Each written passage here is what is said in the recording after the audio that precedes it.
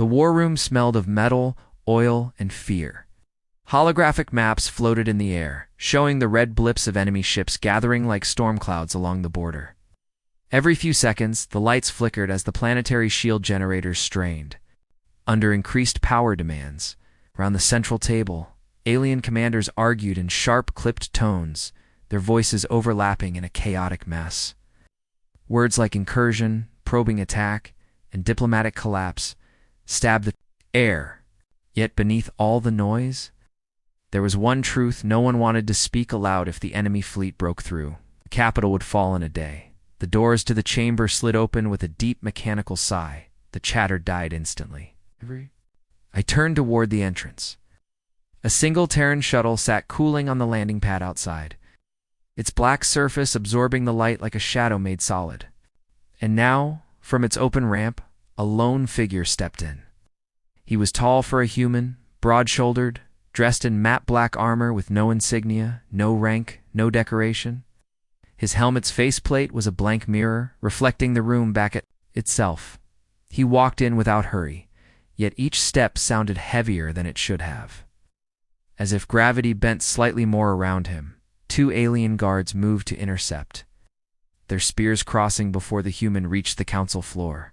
The figure paused, tilting his head slightly, and for a heartbeat, no one breathed. Then he stepped forward again, not fast, not aggressive, but with such complete disregard for the weapons in front of him that the guards instinctively stepped aside. He passed between them without a word. The chief diplomat of the council, a tall, silver-skinned figure named Ariv Tal, moved forward to greet him. "You are," Ariv hesitated, because no introduction had been sent ahead. There had been talk of a Terran protection detail, but only this one had arrived. The Bodyguard. The mirrored helmet turned toward Ariv, studying him for a long second. Then a deep, steady voice emerged from the suit's external speaker. "Yes." Ariv blinked. "And where is the rest of your team?" the voice came. Again, calm and flat. "There is no team." This answer sent a ripple of disbelief through the council chamber. One of the generals, a short and stocky Jarvik, let out a sharp laugh. "One human against what's coming? This is political theater, nothing more." The human said nothing. He simply turned his head slightly, and though the mirrored visor revealed no eyes, the general stopped smiling. The bodyguard moved to the edge of the room, where he stood without leaning, without shifting his weight, simply present. His helmet, tilted now and then, scanning doorways, vents, the ceiling's lighting grid, every possible line of sight. He was not looking at the council. He was looking for things that might kill them. A low rumble shook the floor. For a moment, everyone thought it was just another tremor from the shield generators, but then came the faint, sharp crack of distant explosions. The alien commanders froze. Arif's hand twitched toward the controls, but before he could speak, the human's voice cut through the silence. Too soon. Every head turned. "What do you mean?" Arif asked. The bodyguard didn't answer right away. Seemed to be listening to something beyond the range of anyone else's hearing. Then he spoke, almost to himself. "This isn't the main strike." The room erupted again, voices layering over each other. Some shouted for the council to be moved to the deep shelters. Others demanded that planetary artillery be fired preemptively. No one noticed the human slip silently toward the doorno. One except Ariv, who found himself following, without quite knowing why. The hallway beyond the war room was dim, lit only by the emergency strips along the floor. Somewhere far below, alarms were beginning to wail. The human walked in perfect silence until they reached a side corridor overlooking the outer courtyard. Through the thick glass wall, Arif saw the Chaos soldiers running anti-air turrets, tracking shadows in the sky. The glint of something fast-moving just above the rooftops. 3 small drones, blackened insect-like, skimmed low over the ground. They moved too quickly for the gunners to track, weaving between buildings toward the council tower. Arif's chest tightened if they reached the base of the structure. They could plant explosives strong enough to breach even military-grade walls. The human didn't speak. He didn't even move for a moment. Then, in one fluid motion, he touched the side of his helmet, and a faint blue targeting light blinked inside the visor. Without drawing a visible weapon, he stepped forward, tapped the glass twice hard, and the nearest drone exploded mid-flight, as if hit by an invisible hammer. The other two tried to scatter. One veered sharply upward, only to crumple as if its own engine had turned against it. The last made it almost to the tower's base before its wings locked and it spiraled into the ground, shattering into molten shards. RIV stared. How did you?" The bodyguard cut him off with a small movement of his hand. Not a rude one, but final. "We're being tested," he said. "They want to see how quickly we react. How predictable we are, and were we?" Ariv asked. "Very." The human turned and walked back toward the war room without another word.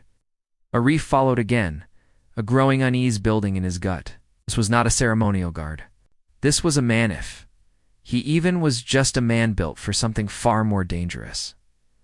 When they stepped back inside, the room went quiet once more. The bodyguard moved to stand just behind Ariv, but his mirrored visor swept the room slowly. Any of the alien leaders had been about to speak. They thought better of it under that wordless gaze. Somewhere above the planet, beyond the shields and the haze of atmosphere, the enemy fleet waited. And deep in his armor, the human was already calculating. The grand chamber of the Varelian High Council was not a place for raised voices. For centuries, its dome ceiling had echoed with the calm tones of diplomacy and the measured debates of interstellar politics. But on this day, the air trembled with shouts. Glowing banners of the council's seal rippled above the heads of delegates. The once peaceful floor was now a swirl of heated arguments. The war with the Korth Dominion had dragged on far longer than anyone predicted. Entire sectors had fallen, supply lines were strangled, and morale across the allied worlds was breaking.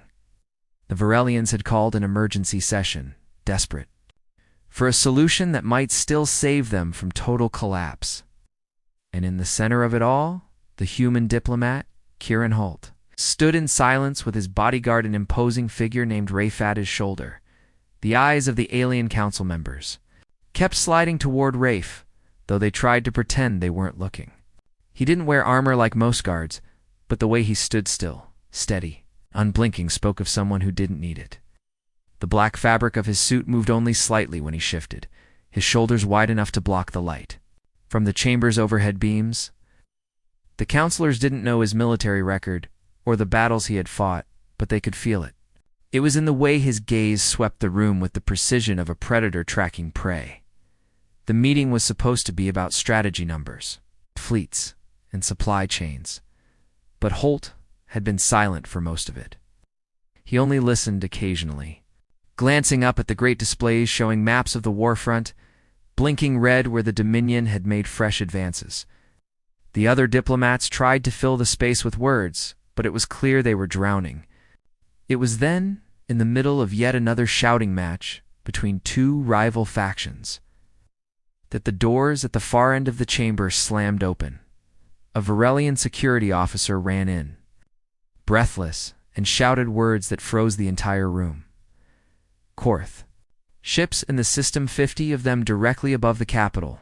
If for half a second no one moved. Then panic struck like lightning. Delegates leapt to their feet, shouting over one another, demanding emergency evacuation orders. The head of security barked for defenses to activate, but everyone knew it was useless. The fleet above was overwhelming, and through it all, Rafe didn't move. He didn't panic. He didn't even change his breathing. He simply turned his head toward Holt, waiting. The human diplomat's eyes narrowed slightly, and in that silent glance, something passed between the men, understanding that needed no words. Holt then spoke into the chaos, his voice calm and steady. "Counselors, if you wish to survive the next few minutes, stay exactly where you are." The room quieted just enough for the fear to be replaced by confusion. Some delegates stared at him as if he had lost his mind. Others demanded to know what he meant. But Holt didn't answer them. Instead, he simply stepped aside, giving Rafe a clear path to the chamber doors. The bodyguard began to walk forward, not hurried, not hesitant, just a steady, measured pace. The kind of walk you might expect from someone heading into a fight they had already decided they were going to win. The council security forces tried to stop him, shouting that it was suicide to leave the chamber now, but something about his presence made them falter. No one reached out to grab him. No one dared. By the time he stepped into the corridor, the sounds of alarm sirens echoed through the great halls, vibrating through the crystal walls. Outside the city, the skies were already beginning to darken, not from clouds, but from the shadow of enemy warships moving into attack position. Rafe walked straight toward the nearest lift, rode it up to the roof access, and stepped out into the open air. The wind whipped against his coat, carrying the metallic taste of the city's shield generators powering up. Above him, the Korth fleet hovered like a storm of steel, their jagged silhouettes blotting out the stars. Fighters peeled off in formation, their engines leaving trails of burning ion light as they dove toward the city. Rafe reached up to his ear, tapped a comm device, and said only 2 words. Clear channel. What happened next was not something the council would understand for hours, but they would never forget it. Somewhere far above, in deep orbit, something responded to his signal. Something big. The first Korth strike craft broke through the clouds, their angular wings slicing the air like blades. Below, the capital's shield shimmered into full strength. A transparent dome over the sprawling towers, but everyone knew it would last only minutes against the fleet above. In the council chamber, delegates crowded around the high windows, staring at the incoming fire like prisoners watching their executioners. Somewhere far below the surface, the city's defense batteries roared to life, spitting brilliant streams of energy skyward, but it was a desperate, uncoordinated barrage.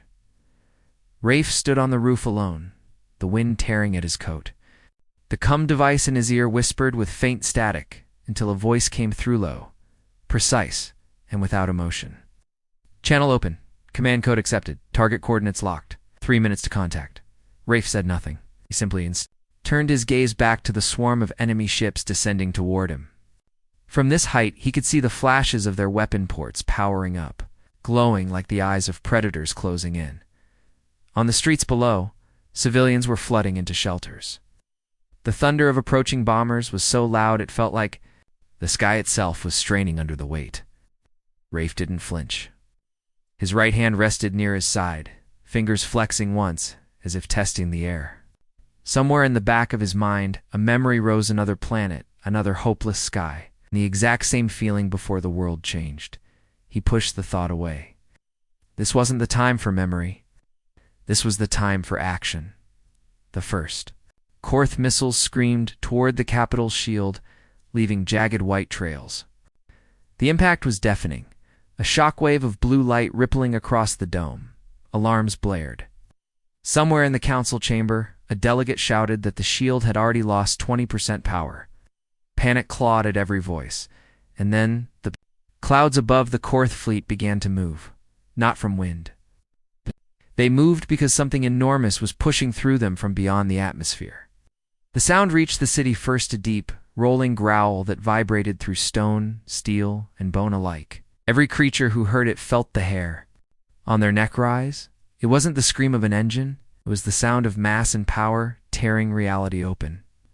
One of the Korth captains barked orders to his fleet, his voice sharp with sudden fear. They had no record of any allied ship that large in the sector. Their sensors scrambled to lock on, but interference flooded every channel. The clouds tore apart completely, and the shadow of the incoming vessel fell over the entire capital. It wasn't sleek like Korth warships or polished like Varelian cruisers. It was brutal, dark hull plating scarred from battles, weapon emplacements bristling from every angle. It looked less like a ship and more like a piece of a planet ripped free and forged into a weapon. The Dominion's first reaction was disbelief. The second was to open fire. Every gun in range lit the sky with streams of red and gold, but the newcomer didn't flinch. Shields rippled faintly, absorbing the storm like it was nothing. And then, with a precision that bordered on terrifying, the massive vessel angled downward and unleashed its first shot. It wasn't a beam. It wasn't a missile. It was a spear of white light so bright that every shadow in the city flipped direction for an instant. One Korth cruiser simply vanished, torn apart in a single strike.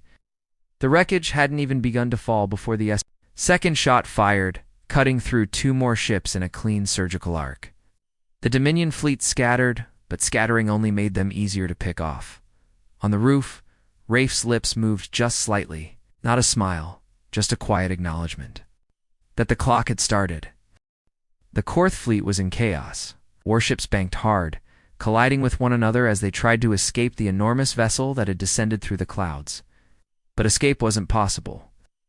Every time a ship broke formation, the giant predator in orbit swiveled with unnatural speed and tore it apart. Capital's defenders, already half defeated in their hearts, watched the slaughter with wide eyes. They had never seen the Korth driven back. Not like this, not in seconds. On the council chamber roof, Rafe didn't move. The timer in his head had started the moment the first shot from the human warship tore the sky open. That clock read 1 minute, 40 seconds now, through the smoke-filled air. A Korth gunship broke low through the shield's thinning edge, diving toward the palace itself. Its cannons began to rotate toward the roof. The crew inside didn't know who Rafe was. They only knew they had been ordered to kill whoever was at the highest point of the capital.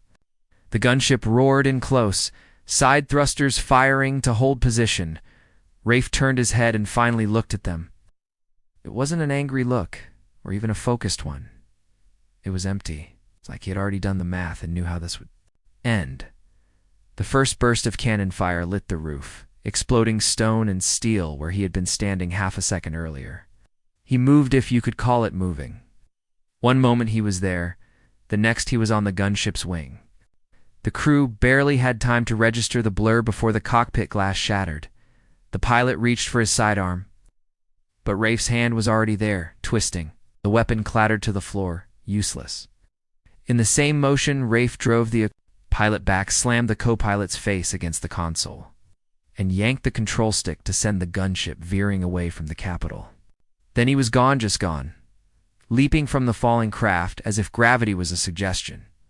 The timer hit 2 minutes, far above. The human warship fired again, the flash so bright it left afterimages burned into the eyes of everyone who saw. Another Korth destroyer split in half, its core detonating in a bloom of fire that lit the underside of the clouds. 2 more enemy ships broke through the chaos, making a suicide run toward the city's shield generator. They didn't get far. Rafe landed on the lead ship mid-flight, the hull groaning under his weight. With calm, deliberate steps, he walked toward the cockpit, ripping away plating and conduits as though they were paper. The ship's engines screamed in protest before they abruptly went silent. The second ship banked away in panic, only to be vaporized by a precise strike from the warship above. The timer read 2 minutes, 30 seconds. The Korth fleet had lost over half its number in less than 3 minutes. And still the human ship hadn't taken a single visible hit. Every cannon shot from the enemy either missed entirely or splashed uselessly against its shields. And Rafe, he was still moving, still dismantling the survivors one by one. When the clock in his head reached exactly 3 minutes, Rafe stopped. He stood on the wreckage of the last intact Korth cruiser inside the atmosphere, the wind whipping at his coat. The sky above him was clear now, the enemy broken and scattering into deep space. Slowly, he touched his earpiece.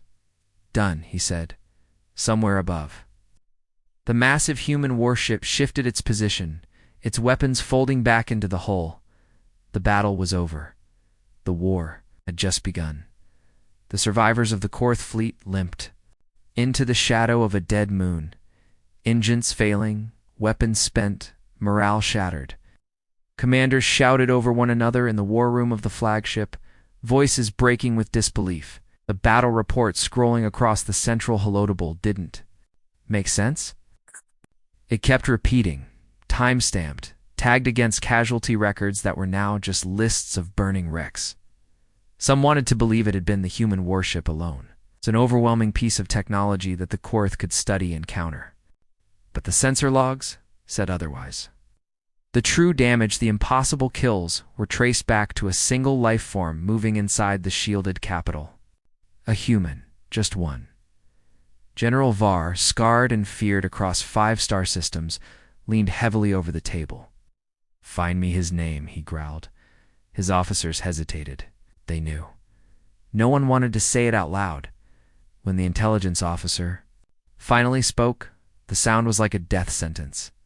Designation, Rafe Calder, codenamer Wraith. The name hit the room like a gunshot. Even the veterans, those who had fought against human fleets before, went pale. The Iron Wraith was no soldier by rank, no admiral by title. It was a message the Terran authorities sent when they didn't just want to win. They wanted history to remember who broke you. Stories said he'd stopped a boarding action on Titan, stationed by killing every hostile on the ship in less than 7 minutes, using nothing but their own weapons against them. That he once walked into a fortified bunker on the desert world of Chiros, disappeared inside for half an hour, and walked out alone, leaving behind 200 enemy dead without a single shot fired. His record was so clean, so efficient, that even human enemies sometimes refused to believe he was real. But now the Korth fleet knew, and knowing changed everything in the capital below. The surviving defenders had begun to gather around Rafe like he was a wall of stone. No one dared speak to him at first. The sound of the human warship still echoed faintly in the high clouds, and the streets were littered with wreckage. When one young officer finally approached and asked what he was, Rafe didn't answer. He only glanced skyward, as though listening for the next move. Up in the void, the Korth weren't retreating entirely. General Var's voice came cold over the fleet channel. We're not finished. One man? One ship if? That's all they've brought? Then they've underestimated us. Call for the Death Talons. I want the Iron Wraith buried, the order sent. Ripples through the fleet, the Death Talons weren't just elite, they were predators, even other Korth avoided. But deep down in the quiet corners of their minds, the officers already suspected the truth. Sending them wouldn't be a strike. Back at humanity, it would be sending them to die. Because the clock had started once before, and when it hit 3 minutes, entire wars had ended. The Death Talons arrived without ceremony. No war drums, no formation, no declaration. They came as streaks of silver, in the black cloaked hulls sliding into the shadow side of the planet where no satellites could see. Each was a hunter bred for warbone-plated clods, silent. Their legend among the Korth was equal to the Iron Wraiths among humans, but they weren't facing stories. They were facing him. Rafe Calder knew they were coming before the first one even breached atmosphere. The hairs on his neck rose, his breathing slowed, and his steps became deliberate. The city was quiet now, burned and broken, it's surviving. Civilians gathered deep underground. Every rooftop, every shattered street, every flicker of light was part of his plan. He stood alone in the open courtyard of the abandoned government complex. Moonlight slicing between broken pillars, his head tilted slightly, listening not for sound, but for pattern. The Talons would split into threes, he knew. One to distract, one to strike, one to finish. It was their way. The first shadow moved across the far wall, fluid, almost beautiful. Rafe didn't move. The second darted to the left, claws scraping faintly against stone. Still he waited. The third was silent as death itself until his own footsteps made no sound at all. Rafe spoke. Not loudly, but enough for the wind to carry. 3 minutes. They hesitated, not in fear, but confusion. He had started the clock. The first. To leap was fast, impossibly fast. Blades out, aimed for the throat. Rafe sidestepped, let momentum carry the Talon past him, and used the alien's own arm to twist and break the shoulder joint in a single motion. No cry, no wasted breath. Just the sound of bones snapping like dry wood. The second came from behind. Low and aiming for the legs, Rafe dropped to one knee, hooked a hand into the creature's armor seam, and ripped it open like tearing paper. A small device, slipped in smooth, practiced. By the time the Talon turned, the device had already eaten through its internal systems. It collapsed before it could scream. The third was clever, vanishing entirely, trying to wait him out. Rafe didn't hunt by sight, closed his eyes, breathing deep, mapping the air by the subtle shift of dust in the courtyard. One step to the left, then his hand shot into the darkness, pulling the third Talon into the light by its throat. 2 minutes 30, Rafe murmured, and let it go. The Talon staggered back, then lunged. Too slow. His knife flashed once. Twice. Clean. Surgical strikes to disable, not kill. He let it drop, not out of mercy, out of message, by the time the clock hit 3 minutes. The courtyard was silent except for the low hiss of the burning second Talon's armor above. The Korth fleet received no confirmation, no return signal. General Var stood in the dark of the command deck, gripping the rail until his claws dug grooves in the metal. Every Korth on that ship knew what the silence meant. Rafe Calder was still alive. That meant the war was already over.